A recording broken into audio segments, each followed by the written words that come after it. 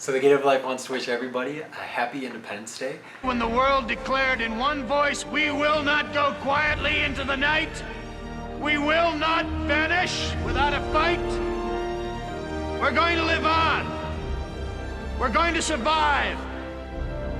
Today, we celebrate our Independence Day.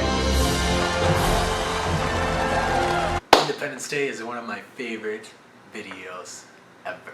This is July 5th, and we are recapping the Gate of Life service from July 3rd. My name is James, I'm from the Gate of Life worship team, and this is your Gate of Life recap. I am a child of God. Yes, I am a child of God. So I want to give a big shout out to Sarah, who got this bad boy for us, all set up and ready to go. So look for it when we're out and about in the community. And you'll probably find the Gate of Life worship band there. So today's reading was from Job, and we continue on with this epic. And for this week's reading, we kind of return to that hope and that understanding that God does have a plan for all of us. And I think that's really cool because in the first readings of Job, when we first entered this great epic, we hear that Job was blessed with many, many things. And then all of a sudden it's completely taken away, and we get to continue on this journey with Job and just understanding and feeling and kind of sympathizing this great loss that he had. And then we continued on last week in our second group of readings where we discussed how he was responding and coping with this huge loss that he was experiencing. He had friends coming and trying to console him, and he needed to dwell in kind of that sadness. And so we continue on this week where Job returns to this great hope and this understanding, this feeling that God has a plan for him.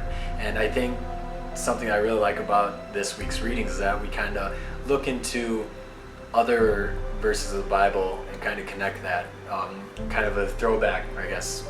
Job is in the Old Testament, so more of a look forward at the book of Matthew, where we discuss how God clothes the flowers of the fields and he feeds the animals and the beasts all over the place, and that we are placed higher than those animals, and why worry about that? And Job basically says the same things when he's responding to people asking him, where's your hope, where's your faith? And he says, you know, if you cut down a tree, it's going to sprout again.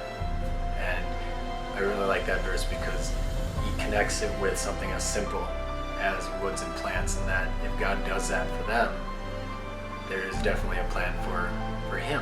I love how this group of readings ends, where we continue on into chapter 19, where he continues on to say that he knows that his Redeemer lives and that he will come and walk upon the earth again, and that he longs for that day because through Jesus Christ we are saved, and that's the hope, that's the prize. I mean, that's the prize that's mentioned in Philippians.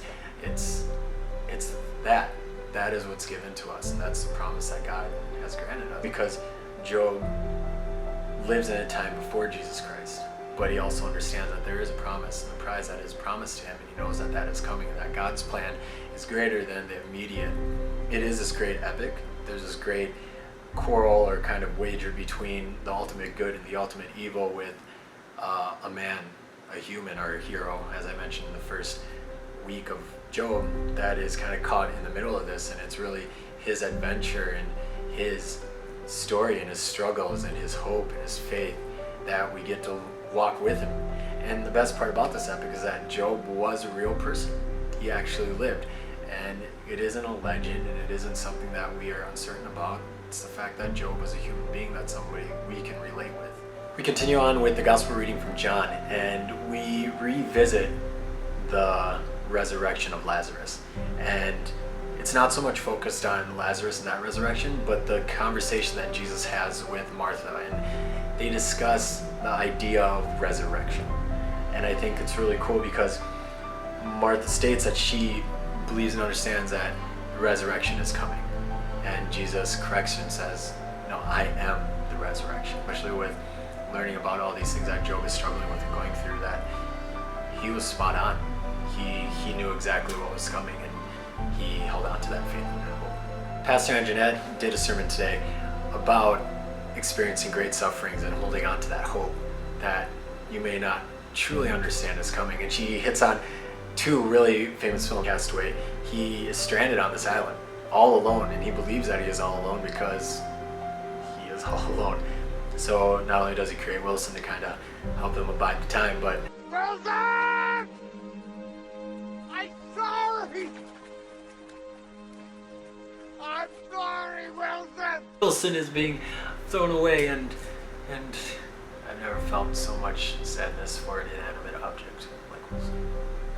In that movie, he also holds on to this hope that he's going to survive, that something is going to come.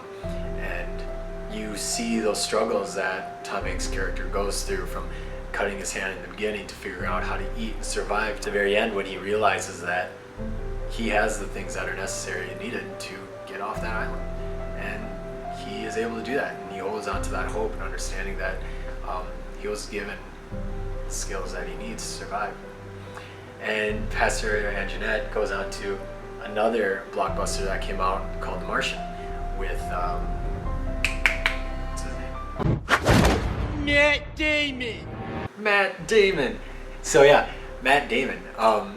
He plays an astronaut that was left by accident on Mars during a sandstorm, and he awakes to find that he is left all alone. And he calls out, and he does reach humanity. So huge spoiler alert, and I apologize, but he reaches out to humanity, and we get to journey with Matt Damon's character through these struggles. He figure out all these different ways to survive on his own off of things that weren't supposed to last as long as he was forced to live on that planet. Okay, let's do the math. I gotta figure out how to grow 4 years worth of food here on a planet where nothing grows. But if I can't figure out a way to make contact with NASA, none of this matters anyway. And then it's all literally taken away from him through an accidental break where all of a sudden all of his food is gone, and kind of like his hope just disappeared, and now he has to survive and figure out how he's going to make it out, and he does. And now with the book of Job, it kind of falls back on that idea that Job didn't deserve all these things to be taken away. The best way to look at a situation like this is that there is hope if we hold on to it. There is an answer, and there is a plan, and that there is a way to make it out on the other side. And there's a process to doing it too.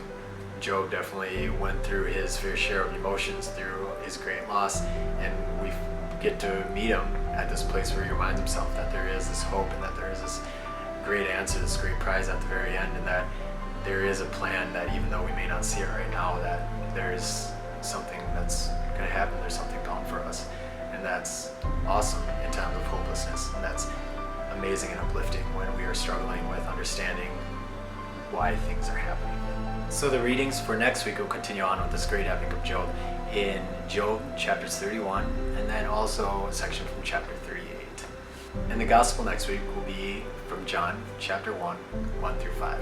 And if you follow us on Facebook, which is Gate of Life at Bethel Lutheran, we will post the verses for the upcoming week so you can stay up to date on the readings and be prepared for worship. All right, now go be disciples of Christ, and remember, even in the hardest, darkest times, in our lowest valleys, that God has us, and that God has a plan for us. And remember that, hold on to that.